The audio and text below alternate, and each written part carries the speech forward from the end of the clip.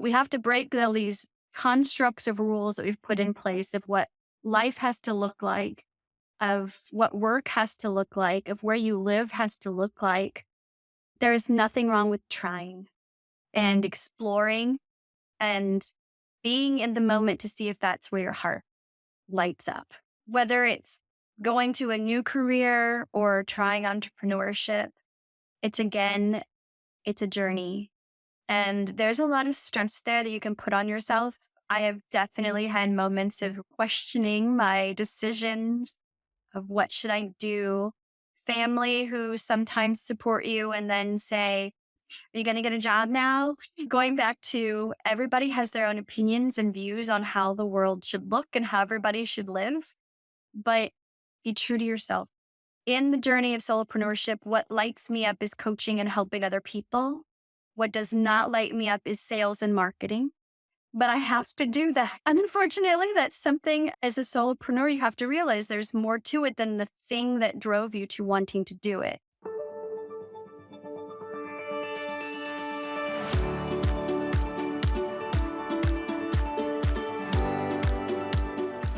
Hello and warm welcome to another episode of Age of Reinvention, the podcast where we redefine what freedom, lifestyle, and purpose look like in our vibrant midlife years.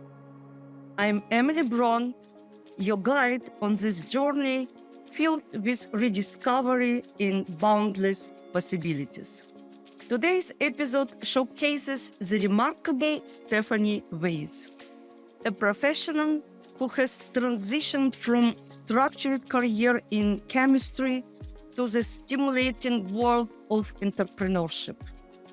Stephanie, who calls the scenic vistas of San Diego home, embodies the spirit of renewal and reinvention as she savors every moment with her cherished husband and their beloved pets. As a lover of fine wines and connoisseur of unique travel experiences, Stephanie will share the secrets of curating a lifestyle that balances discipline with the freedom to explore and enjoy life's luxuries. Moreover, she'll dive into how she embraced an expatriate life, how she's preparing for it, finding new roots in places as enchanting as Panama and Italy.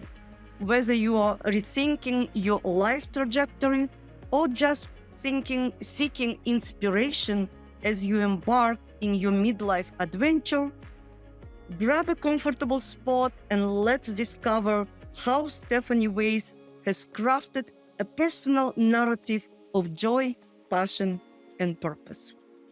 Hello, Stephanie. I'm happy to be with you today. I'm so happy to meet you again. It's been so long since we've chatted. Thank you for remembering me. No, I remember you and I was excited actually to learn more about you. And I believe even more I will discover today, now. But let's start from short bio. What I learned about you from your words. Stephanie grew up outside of St. Louis, Missouri, but has lived in San Diego, California with her husband and two feline companions for the last 11 years. She and her husband are foodies, loving a variety of ethnic cuisines, especially paired with perfect glass of wine. Stephanie even has a WSET, which you will explain after, level 3 certification in wine. Together with husband, they love international travel and are considering a future expat lifestyle, with their sites currently set up on Panama or Italy. The Mediterranean weather and lifestyle in San Diego have definitely spoiled them. Stephanie never knew what she wanted to be when she grew up, and still doesn't. Probably didn't grow up yet. Her career journey took her from chemistry to computer programming to business operations to management, and now to entrepreneurship. Stephanie has always enjoyed a challenge, embraced change, and welcomed self reinvention. Her motto is that failing forward is still forward progress. And I completely agree with you, Stephanie.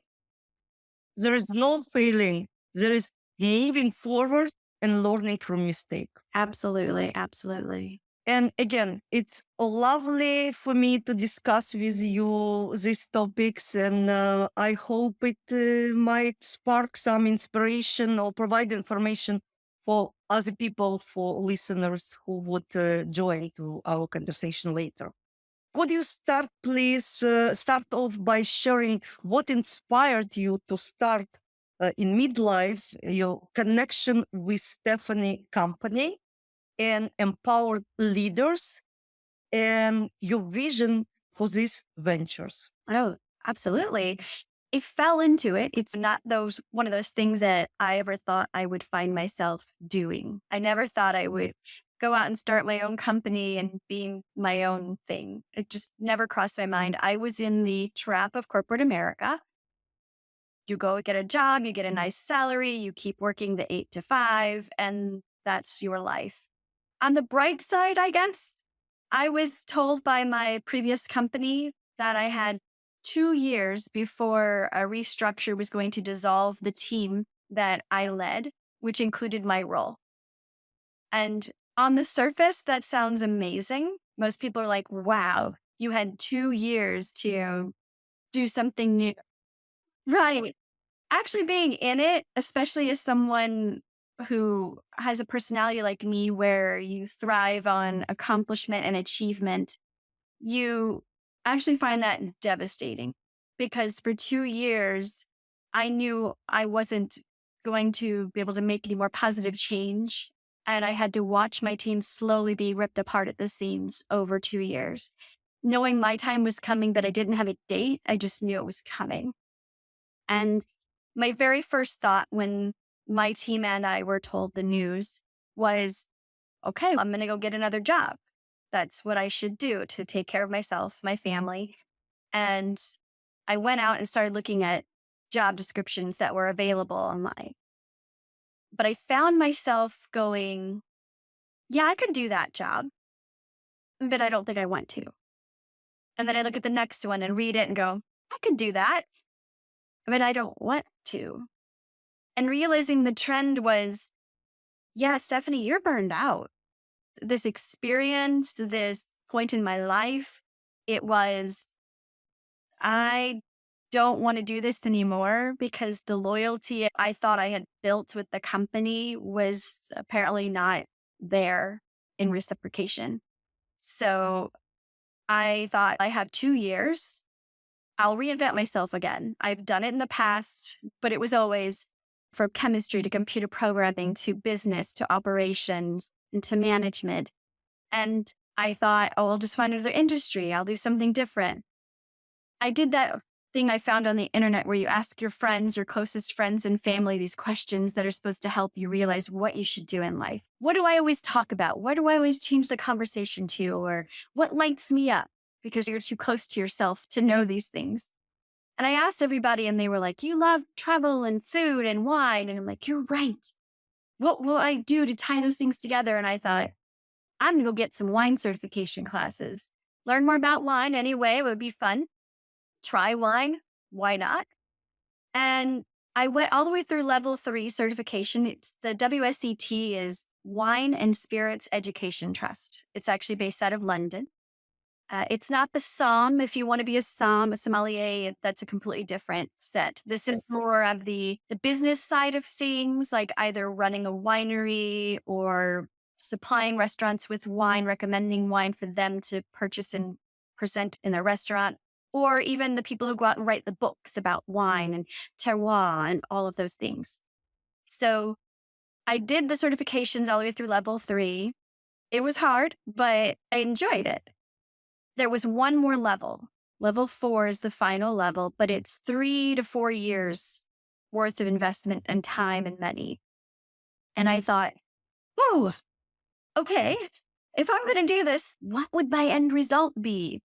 And I didn't know. And so I actually started interviewing coaches to help me figure out what would these different alternatives in the wine industry look like. And it was more of helping me decide what I wanted to do with my life. And every coach that I was interviewing was like, no, when we talk to you and and we ask you different questions about what you're doing and what you like and in your career, you're lighting up every time you talk about making an impact on a person. Every person you've mentored, every person you've coached, every time you've developed somebody. They said, normally, I had two different people say, normally until you hire me as your coach, I don't tell you what I see, but it's so obvious to us, you are a coach. So you can do this fun thing on the side with wine if you want. But they said, Stephanie, I don't know what you should coach, but you are a coach. You're one of us. And I was like, oh. And this light bulb like literally went off. Emily, I could feel it. It was just this, huh, you're right. That's what I love doing, helping people. But for me, and maybe later in life you will come to it, you can provide wine related education because many people, including me, I can relate to some tastes, but it's so big industry as far as I know, with different traditions and directions that you obviously can coach on how to enjoy the wine. But let's go back to you. Absolutely. But what gives me the passion and the excitement is seeing somebody develop and learn and grow personally. And as I dug into that more, I realized I was a pretty damn good manager. I was a really good leader. And I can tell you a whole lot more about that. But I have made impacts on the teams that I've led and the companies that I've worked in that other people have come to me and asked me, like, how did you do that? Or how do you make that happen? And when I went back and talked to my team and told them about these coaches told me I should be a coach because we were on the same boat. We all were looking for jobs or doing something because our time was ticking. And so we were freely, openly talking about all of our options and what we were doing and how we could support each other. And they were all like, yeah, that's what you should be doing. But they were the ones who said, can you go help those other leaders at the company who don't do what you do? Because you're doing something differently and they don't have a clue. Go make them better. And I'm like, oh, no, that's an interesting perspective. No, people don't just change because you tell them to change. Obviously, they have to want to change. But I did have people coming to me asking me, how did you make your team better? Because they saw the difference from when I came in and their predecessor had left the company. And I came in and within a year, changes were happening. And I just thought that was how my team was. And they saw the difference from before I was there to when I arrived. So I realized I was making this impact on the culture of my team, which then impacted the culture of the company because of the people that they worked with. And it just kept evolving from there. And I thought, this is what I want to try to do. So my coaches helped me create an LLC and put together what would a business look like doing this. And so I created connections with Stephanie because I didn't know what it was going to evolve to actually do.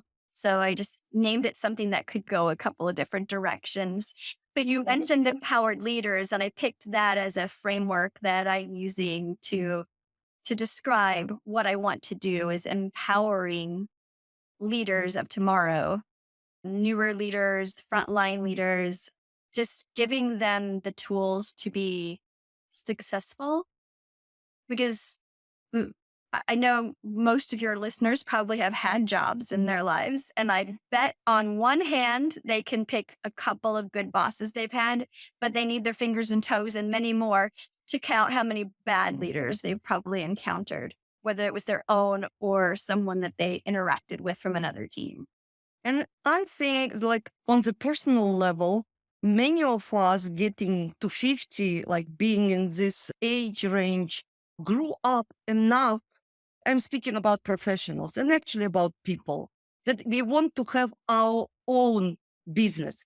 And it's not business only as a business, but our own things with our like understanding of what we can contribute, as you mentioned, with our personal touch, with our personality, with our life experience, getting all this kind of condensed.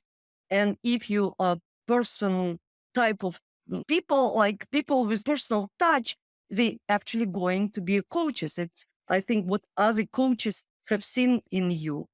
And yes, and listening to you, and I believe some other changes that were happening in a mindset and still growing in you, like your journey of self reinvention and embracing, anticipating the change, shaped your decision to consider actually expat lifestyle. How you get was this way of thinking? It, that was another thing that never actually crossed my mind growing up. You think you will always stay around where family was raised and where you were taught. And then you start realizing there's a big wide world out there. And my family, my parents, I've asked them both, like, where would your dream destination be? And my mom's like, Yosemite. And my dad's like, Florida. I was like, they didn't branch out any further than that. So it was, I wanted more. And when we moved out here to California, it was because my husband's job moved us out here. And it was this brave new world, totally different than the Midwest, growing up in the middle, literal middle of the country of the United States, Missouri, landlocked. And there's a river, but it's not the same as being this close to the ocean and seeing it looks like nothing out there, and just a different environment, Mediterranean, that no winters, no snow. And I don't miss that at all.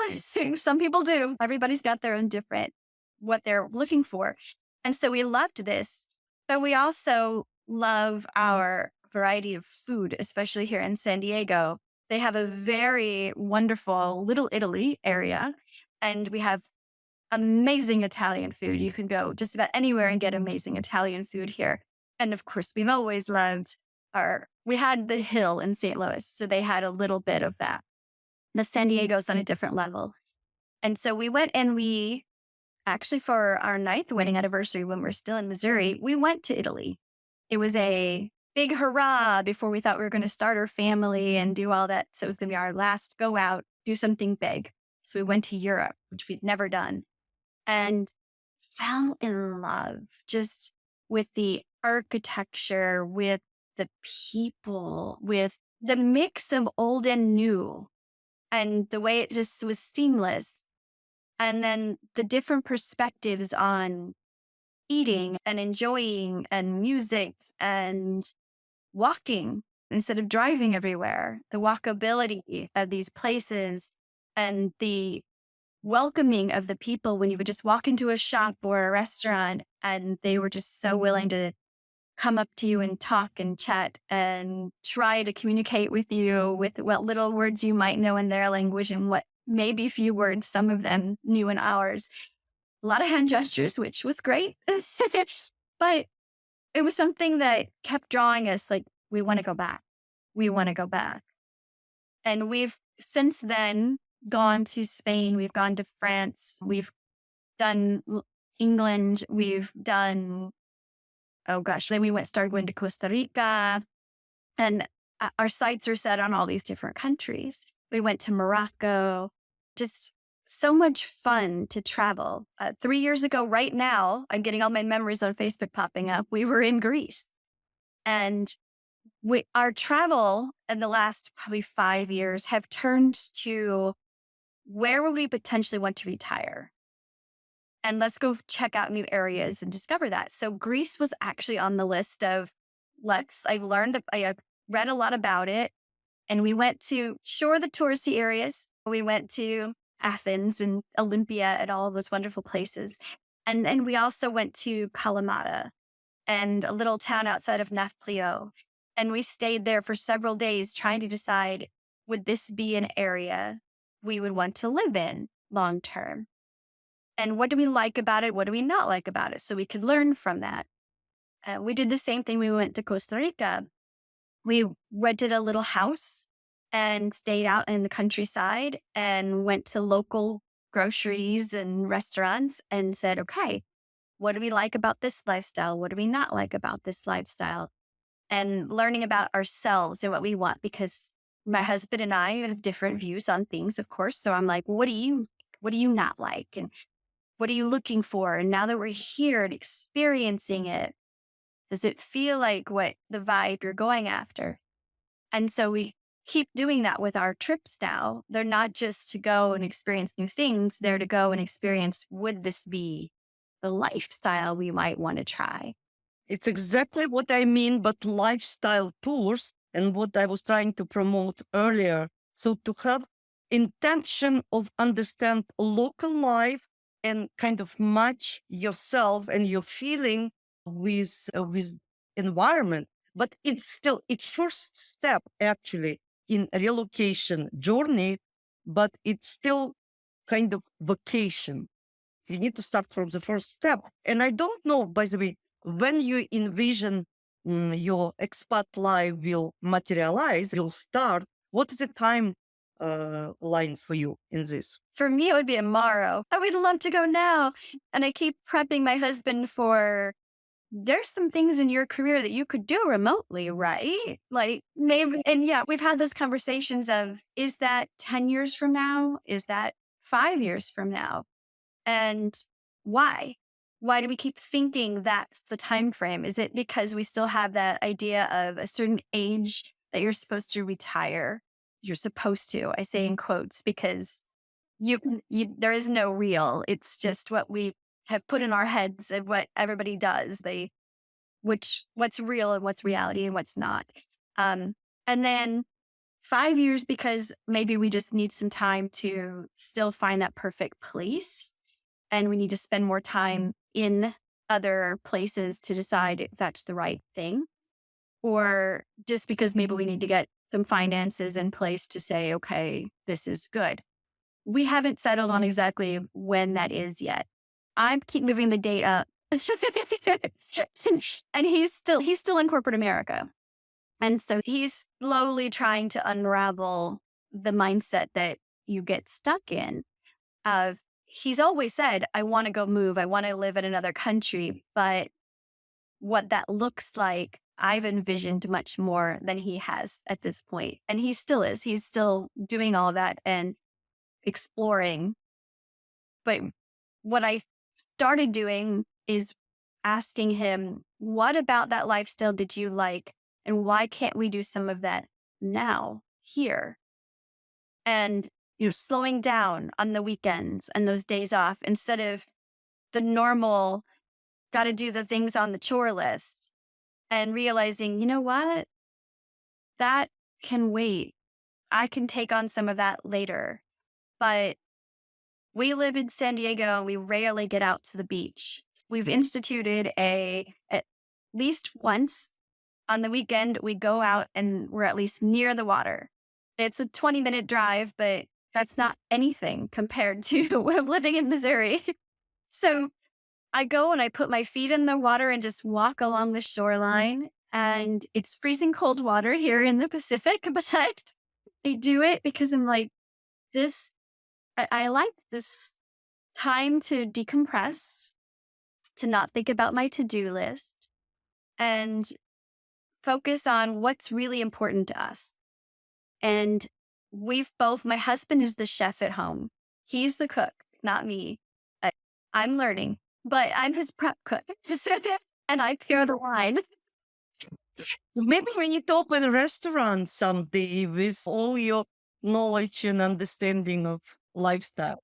And that's a dream he's had of moving to somewhere else and doing a little like pop up, maybe just a couple of days. Not what on TV shows like The Bear, where it's so, oh my gosh, stressed out in the kitchen, yelling at everybody, things like that. That's not the kind of chef he wants to be. But if you have the little pop up at home or in a little area that you do once a month or once a weekend or something and let people come and enjoy food together. Because what we enjoy about food the most is the involvement in it, the bringing of people together, the sharing of good, natural, organic, lovely, nourishing food, not the humdrum rush of fast food or just another ticket off your list you ate like you were supposed to that day. He loves doing the what new ethnicity should we have? Our cookbooks are all over the board. Our latest one is an Arab cookbook that we're absolutely loving the flavors. And so we find these markets around here from the different groups, ethnic groups that have their own herbs, their own seasoning mixes. And we're learning the difference, the foods and the colors and the spices and the aromas. And it's in one of those escapes that we have because we spend a whole evening cooking and we put music on a Spotify playlist of that region. We just pull it up and find something, whether it's Spanish guitar while we're making tapas or some Italian music going in the background or French piano jazz. It's just so much fun to have the music, the wine, and making of the food and then eating it in 15, 20 minutes, but still enjoying the process of making it and trying to slow down while we eat. No, it's very enchanting, actually, story. And looks like you might not move anywhere because you brought the best of experiences, music and food, and you have all ingredients, or you can find. And with all this enchantment with Mediterranean lifestyles that you have in San Diego and excellent climate, you still look to Panama or Italy. By the way, why Panama? There's no wineries over there, as far as I know. Look, Italy, I understand, but what Panama? How it got to the list of your destinations? Panama got on the list because we loved Costa Rica. The infrastructure that we're looking for wasn't there for what we have on our requirements list of what we need for living. My husband had a heart attack several years ago and we almost lost him. And I need to make sure there's good medical care that we can get to very quickly if needed. As we grow older, there's different needs our bodies have. Hopefully, as we learn to de stress better, that won't be as needed, but it's still something that we are keeping in mind. And when we were in Costa Rica, we've done the north and we've done the south. And the north is where you've got more of the major cities and the capital, north central. And that lifestyle though, that didn't call to us. Like it didn't speak to us. Our souls were not embracing there. We loved the south, but the infrastructure we wanted wasn't a part of that. But just across the border is Panama. And there is a town called Boquete that it is still close enough to the water, but it's elevated enough that the temperature is not as humid and not as summer. And they call it eternal spring there. And so that area is intriguing me right now. Also, Central America is closer to our families. And as our parents age, we want to make sure that we're able to be around when they need us or just if something happens. We're going to Europe. The struggle is how quickly could I get back home if I needed to? That's where Panama still falls into that equation. But Europe is still where our heart and soul keeps calling us. So this December, we're actually going to the boot heel of Italy because we've not been to that area. We've been to, oh, here's one of the feline friends. We've been to almost everywhere else in Italy. And so next is going out to the Puglia region and experiencing that in December to see what winter looks like in Italy. But yeah, the idea of San Diego having everything we love is true, but the cost of living will not sustain us. We can't afford to live here well, especially as we retire. It's also growing so much. I hope it doesn't, but one day I feel like it's going to be like LA and too much traffic and too many people. We can't afford to live where we want to live here. We have to live so far inland to be able to get that cost of living, but it's also still going up here and it's went up very quickly. So we're looking to places that will have the slower pace of life away from the American society version of how life should be, and something that will help us to slow down and stay on that slower pace of life, which in the smaller towns in Italy where I can walk to the market and walk to shops and restaurants and still be near amazing people and food, that's where I think my heart is still calling. I can only add a couple of observations. Speaking about Costa Rica, they have amazing hospitals and facilities, but in San Jose and around. And they're building it, and things are changing quickly. Speaking about Boquete, which is known expat area in Panama, I fully understand your point and whether it's really excellent and you are close to the one shore and you close to the other shore and you're in a mountain. That's why there are a lot of expats living in this area and it's developing quickly as well. Speaking about Italy and the charm of Italy and food and all this, but you should consider that people are not speaking English so good, specifically in this area. Things might change because a lot of expats are moving and I am following the trends. It's part of my interest. But the big part of all of this, it's actually immigration rules to each country, which are different and which are changing sometimes as we speak.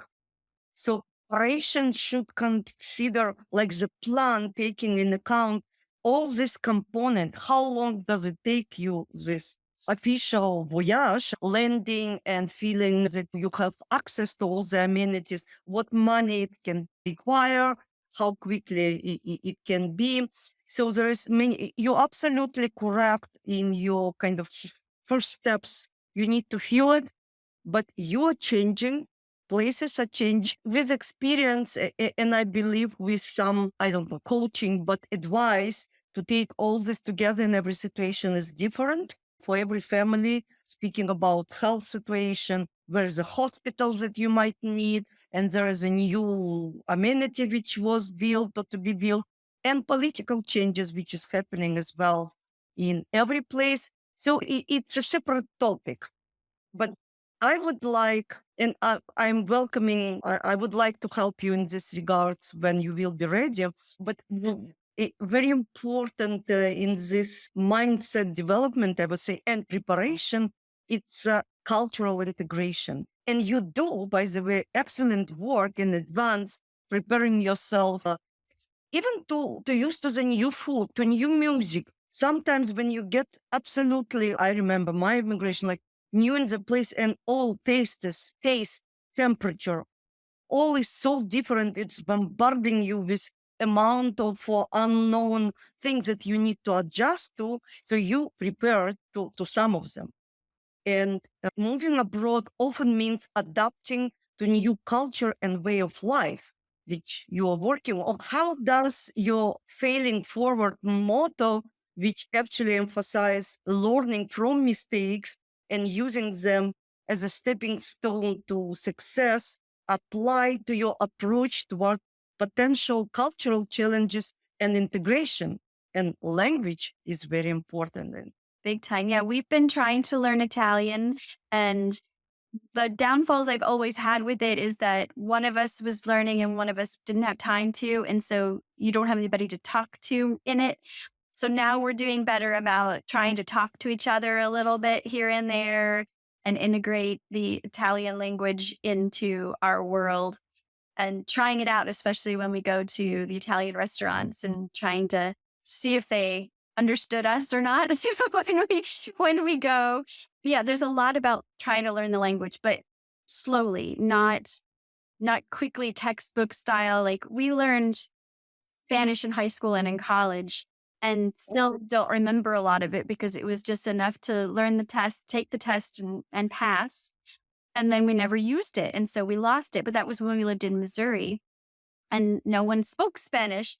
Now that we're in California, I'm like, now we wouldn't be able to use it. There's so many people who speak Spanish out here, Mexican Spanish or Spain Spanish. They're a little different, but just to have kept any of that knowledge and that language up. And so doing it together to learn the Italian is is fun, and to keep it fun is makes it, stick. So that's the journey we're on right now.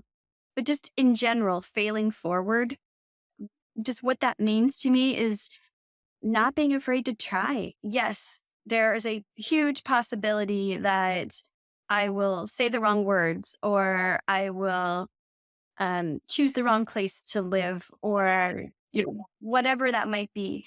But starting small with the stepping stones and trying is more important than not ever taking that first step to learning more about the potential and the opportunities that life could present to you and what that could mean to your life overall, just general health, happiness, what brings you joy and makes your heart sing, and what for I've read many articles of couples who have said, I was worried that when we retired we'd get divorced because we have nothing in common and now we're spending too much time together. And so people have learned that what keeps a happy relationship is having your own thing to do and having a common bond.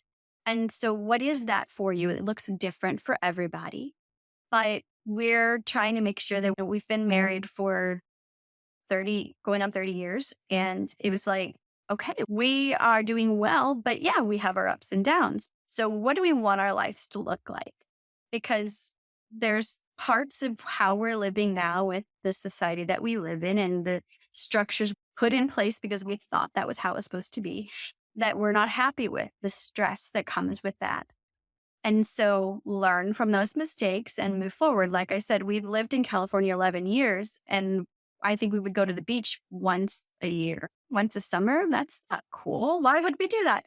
So instituting new rules and intentional downtime, not just doom scrolling on the couch next to each other, because that is not fulfilling anybody's soul or relationship, but going out and walking the beach or cooking that food and turning on that music and escaping the normal daily stresses of life together, doing something we enjoy. That's what's keeping us together and keeping us joyful. Now, of course, even in the kitchen, things go wrong. Something gets burnt and we throw in the towel and go get pizza. But those are the things that we do while we're learning to try to make new cuisines or new recipes and discovering new wines where we're like, that is not the way I thought that was going to taste. We won't buy that one again.